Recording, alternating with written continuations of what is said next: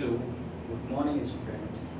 Today we will start a new chapter of class 7 science NCERT, which is nutrition in plants. In this chapter we will cover this chapter according to topic wise. Okay, there the first chapter is nutrition in plants of class 7 science. Then there what we see nutrition, we see a word that is nutrition. What is the meaning of this word nutrition? Nutrition means a process by which organisms takes in food and utilize it in order to survive. इसका मतलब क्या हुआ? इसका मतलब ये हुआ कि एक ऐसी प्रोसेस जिसमें ऑर्गेनिजम्स अपनी अपनी भरपाई करने के लिए जो भी उनको स्टेमिना या जो भी न्यूट्रिशंस उनको चाहिए वो उसके लिए जो सरवाइव करते हैं, ठीक है, उसे क्या बोलते हैं? न्यूट्रिशन बोलते हैं। न्यूट्रिशन वर्ड न्यूट्रिएंट से बना होता है, न्यूट्रिएंट से बना हुआ है। न्यूट्रिएंट का मतलब होता है फूड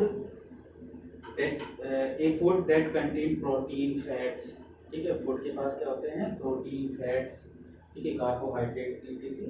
ये सब क्या है? इसके न्यूट्रिएंट्स हैं। फूड के क्या है? इसके न्यूट्रिशन है। तो न्यूट्रिशन वर्ड्स किससे बना हुआ है? न्यूट्रिएंट से बना हुआ है, ठीक है। न्यूट्रिशन अब आगे पढ़ेंगे अपन। आगे क्या पढ़ेंगे? न्यूट्रिशन, टाइप्स ऑफ न्यूट्रिशन पढ़ेंगे, ठीक है। न्यूट्रिशन टू टाइप्स के होते हैं। We have two types of nutrition, autotrophic nutrition and heterotrophic nutrition. कौन कौन से होते हैं? ऑटोट्रॉपिक एंड हेटरोट्रॉपिक न्यूट्रिशन, ठीक है। ऑटोट्रॉपिक न्यूट्रिशन नाम से क्लियर है। ऑटो का मतलब क्या होता है? सेल्फ। ऑटो का मतलब क्या होता है? सेल्फ, ठीक है। तो ऑटोट्रॉपिक का जो डिफाइन बनेगा वो कैसे बनेगा? Prepare there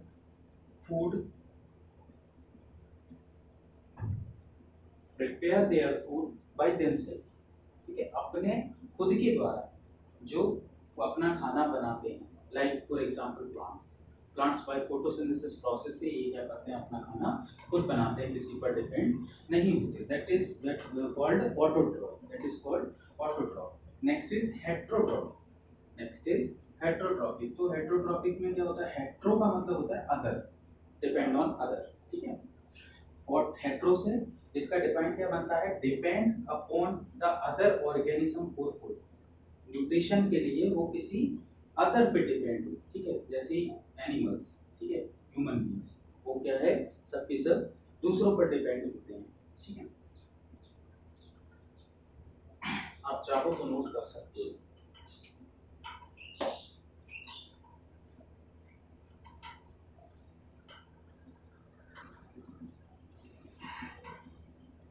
Now we will focus on autotrophs only because we are studying about a plant, so that we will focus on a autotrophic nutrition. In an autotrophic nutrition there have many formations. Many formation means like a part. जैसे autotrophic process किसमें होती है? Plants में होती है। Plants भी कुछ अलग अलग टाइप के होते हैं। इंसेक्टिवोरस प्लांट, ठीक है, एक होता है इंसेक्टिवोरस, पैरासाइटिक, और भी आगे होते हैं, ठीक है। तो अभी अपन सिर्फ ये दोनों पढ़ते हैं। इंसेक्टिवोरस प्लांट्स क्या होते हैं? इंसेक्टिवोरस नाम से क्लियर है, नाम से क्या आ रहा है? इंसेक्ट, ठीक है। तो ये क्या होते हैं? ऐसे प्लांट्स जो डिपेंड होते हैं किस पे? इंसेक्ट्स पे, ठीक है। वो क्या करते हैं? इंसेक्ट्स को खाते हैं, उनको अपना न्यूट्रिशन बनाते हैं। अब किस तरीके से होते हैं? उनकी जो लीव्स होती हैं वो कैसी होती है? पिक्चर शेप की होती है। कैसी होती है? पिक्चर शेप की। You can see this leaves picture in और एनसीईआरटी बुक्स आल्सो, ठीक है। आपकी एनसीईआरटी बुक में इसका फिगर बना हुआ है, ठीक है, you can see from there. Leaves कैसी होती हैं? पिक्चर लाइक स्ट्रक्चर्स होती हैं। पिक्चर लाइक स्ट्रक्चर ऐसे ट्यूब टाइप का बना होता है, ठीक है, आप उसमें देख लेना फिगर में। उनके पास क्या होता है? टॉपलेट ओपन होता है, ठीक है। हेयर, उसके आसपास बाल हेयर होते हैं, ठीक है, थॉर्न्स हेयर टाइप के, जो क्या करते हैं? जैसे ही इंसेक्ट उस पर ड्रॉप आउट करता है वो क्या करते हैं? इंसेक्ट को कैप्चर कर लेते हैं, कैप्चर और ट्रैप कर लेते हैं, ठीक है। कैप्चर करने के बाद उसको क्या कर देते हैं? ट्रैप कर देते हैं, उसको पत्ती को पूरा क्लोज कर देते हैं, ठीक है, लीफ को। उसको कैप्चर करने के बाद डाइजेस्टिव जूस क्या होता है? सीक्रेट्स होता है, जिससे वो क्या कर जाता है? डाइजेस्ट होता है, ठीक है। तो ये फॉर्मेशन है इंसेक्टिवोरस प्लांट्स की। और बाकी आप फ्यूचर इन अनदर क्लास, आगे फॉरवर्ड क्लासेस में और अच्छे से डीपली पढ़ेंगे जब आप पढ़ेंगे तो। ठीक है, अभी आपके लिए डेफिनेशन क्या होती है इसकी, depend on insect for food, depend on insect for food. ठीक है, इसके बाद आता है पैरासाइटिक प्लांट्स। क्या आता है? Parasitic plants. पैरासाइटिक प्लांट्स क्या होते हैं? Depends upon the other plants. ठीक है, ऐसे प्लांट्स जो किसी और पर डिपेंड होते हैं। ठीक है, उसमें होस्ट कोई और होता है, पैरासाइट कोई और होता है। होस्ट कौन होता है? जो खाना बनाता है। ठीक है, होस्ट कौन होता है? जिसमें फोटोसिंथेसिस प्रोसेस होती है। पैरासाइट कौन होता है? उस जो होस्ट ने उसको खाने को बनाया है उसको यूज करता है जो। ठीक है, वो पैरासाइट होता है। ठीक है, जैसे मैंने यहाँ पे आपको एक्सप्लेन करके दिया है, डिस्क्रिप्शन में दिया है नीचे। एग्जाम्पल इसका आता है अमरबेल। अमरबेल क्या होता है? किसी पेड़ के ऊपर अगर चली जाती है तो वो पेड़ क्या हो जाता है, उसका वो न्यूट्रिशन खुद यूज करने लगती है, जिसके कारण से वो क्या होता है कि उसकी वजह से वो पेड़ कुछ दिनों में क्या होता है, सूख जाता है। ठीक है, क्योंकि उसको पूरी प्रॉपर तरीके से पूरे बॉडी में उसके न्यूट्रिशन नहीं प्रोवाइड हो पाता।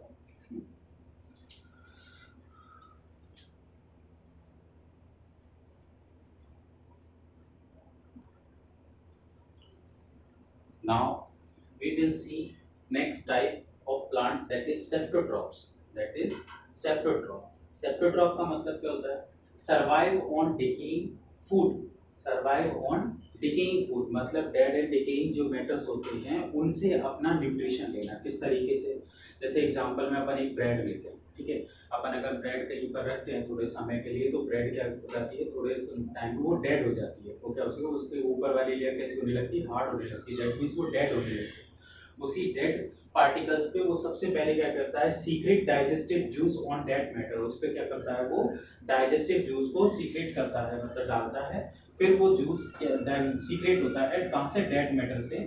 Juice converts matter into solution. वही जूस फिर क्या होता है, सॉल्यूशन में कन्वर्ट हो जाता है और वो ही सॉल्यूशन से वो कर लेता है nutrition. Nutrition are absorb from solution. ये आपको प्रोसेस यहाँ पर लिखी हुई है। ठीक है, वो क्या करता है, सॉल्यूशन से क्या करता है, न्यूट्रिशन को अपने एब्जॉर्ब करता है। ठीक है, जो एग्जांपल मैंने आपको बता दिया वो ब्रेड का होता है। ठीक है, नेक्स्ट टाइप है सिम्बायोटिक रिलेशनशिप। सिम्बायोटिक रिलेशनशिप से मतलब होता है two plants live together and share shelters and nutritions. ठीक है, जैसे एल्गे एंड फंगस। ठीक है, एल्गे एल्गे क्या करता है, इसके पास क्लोरोफिल होता है। ठीक है, तो ये खाना बना सकता है। ठीक है, तो ये एल्गे क्या करता है, प्रोवाइड कराता है खाना किसको, फंगस को। फंगस क्या करता है, उसको शेल्टर मतलब एक प्रोटेक्शन देता है उसको। ठीक है, और चीजों से बचाने के लिए तो वो क्या करता है, फंगस तो इसको क्या करता है, शेल्टर प्रोवाइड करता है। एल्गे क्या करता है, इसको खाना प्रोवाइड करता है। That is the combination of symbiotic relationship. Okay,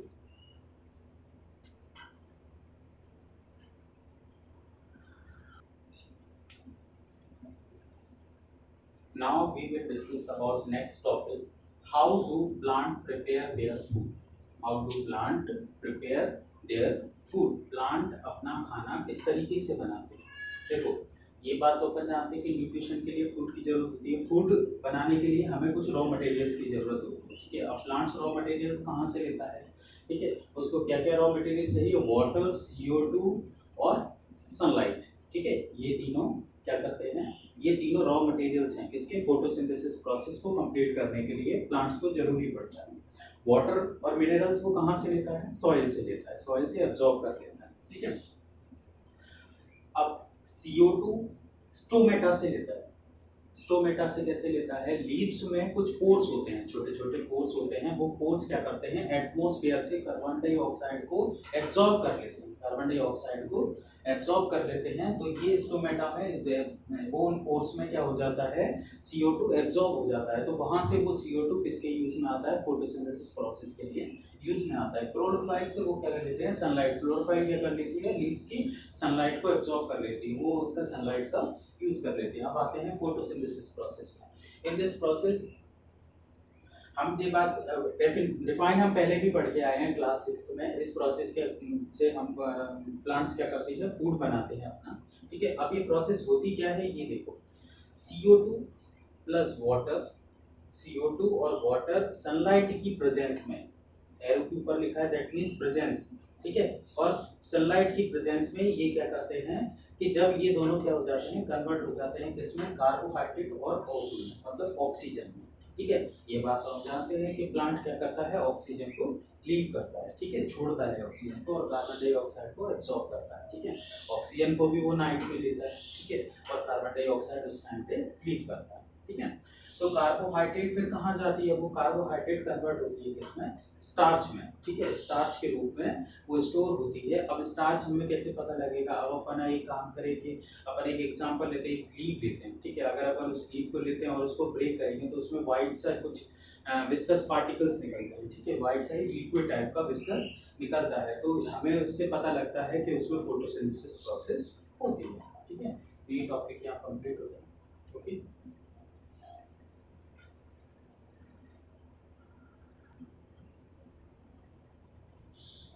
Now we are in next topic, that is cell in living organisms, ठीक है। कौन सा टॉपिक है, cell in living organism. Cell in living organism मतलब देखो, जैसे किसी भी मकान को बनाने के लिए हमें ब्रिक्स की जरूरत पड़ती है, ब्रिक्स और सीमेंट और रेत वगैरह यूज करते हैं, ठीक है। उसी तरह किसी भी लिविंग ऑर्गेनिज्म की बॉडी बनाने के लिए उसको सेल्स की जरूरत पड़ती है, किसकी जरूरत पड़ती है, सेल्स की जरूरत पड़ती है। Cell can only only be seen by microscope, seen by microscope, ठीक है।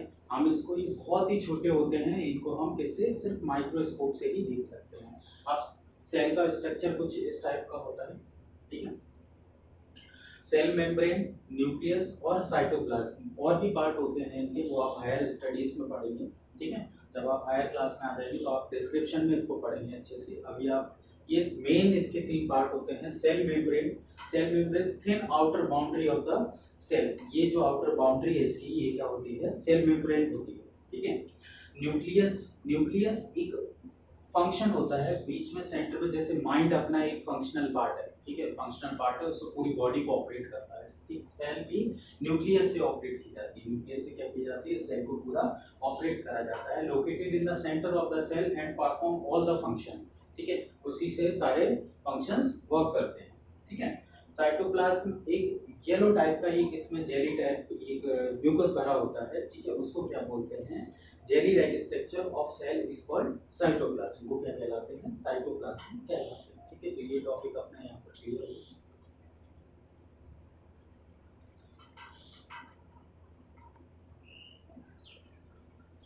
Now we will see our last topic, how nutrients are replenished in soil। इसका मतलब क्या हुआ कि जो सॉइल होती है वो न्यूट्रिएंट्स को रिप्लेनिश्ड मतलब दोबारा से कैसे ग्रो अप करती है, ठीक है। जैसे कुछ प्लांट्स जो होते हैं उनमें प्लांट्स क्या करते हैं, न्यूट्रिएंट्स सॉइल से लेते हैं, ठीक है। अब सॉइल में न्यूट्रिएंट्स कहाँ से आते हैं, ठीक है, तो ये क्वेश्चन बनता है ना कि सॉइल में न्यूट्रिएंट्स कहाँ से आता है। और अगर प्लांट्स, अगर एक साथ बहुत सारे प्लांट्स खड़े हैं तो वहाँ से थोड़ा थोड़ा डिस्टेंस पे तो वो न्यूट्रिएंट्स को एब्जॉर्ब कर रहे हैं, तो न्यूट्रिएंट्स कहीं कम तो नहीं पड़ जाता है, ठीक है, या और कहाँ से आता है, तो किस ये प्रोसेस को अपन पूरा पढ़ेंगे।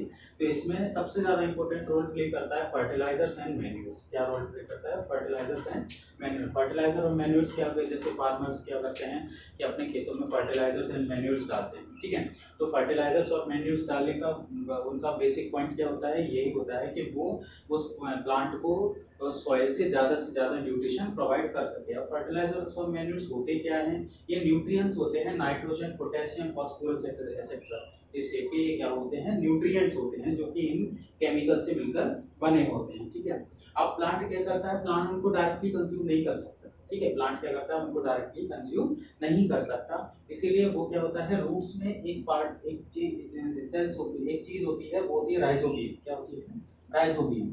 राइजोबियम प्लांट्स के रूट्स में प्रेजेंट होती है, जो कि क्या करता है, इन सारे सेल्स, इनको न्यूट्रिशन, पोटेशियम और फास्फोरस को क्या करता है, कन्वर्ट करता है इसमें यूजफुल पार्टिकल्स में, ठीक है, जिससे वो प्लांट्स क्या करे, न्यूट्रिशन में अपने को यूज कर सके। प्लांट्स इनसे सोइल से डायरेक्टली इन चीजों को नहीं ले सकता, ठीक है। ये हमारा लास्ट टॉपिक था। आई होप आप लोगों को अच्छे से समझ में आया होगा, ठीक है। आपने अगर ये सारे पॉइंट्स अच्छे से क्लियर कर लिए होंगे तो डेफिनेटली आपको ये चैप्टर पूरा समझ में आएगा और आप लोग इसके क्वेश्चंस सारे कवर अप कर सकते हो, ठीक है, by yourself. Okay, thank you.